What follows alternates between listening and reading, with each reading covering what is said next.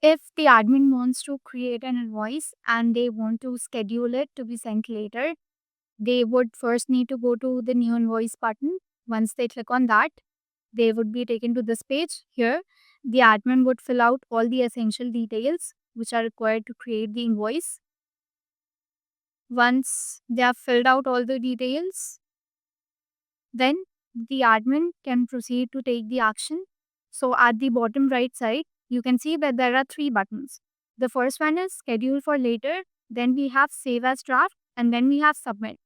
So if the admin wants to immediately create the invoice and they want the invoice to be sent to the parent, so they would click on submit. If the admin wants to save it as a draft so that they can come back to it later and make any changes, they can save it as a draft. And if the admin wants to schedule this invoice and they want this invoice to be sent on a particular date, they can click on this schedule for later button. Once they click on this, a model will appear. In this model, the admin would need to select a date on which they want the invoice to be sent.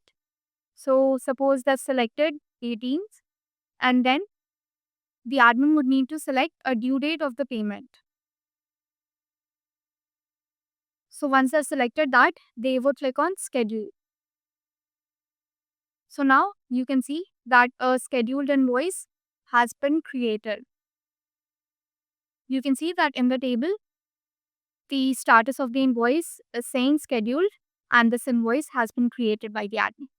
So this is how the admin can create a scheduled invoice.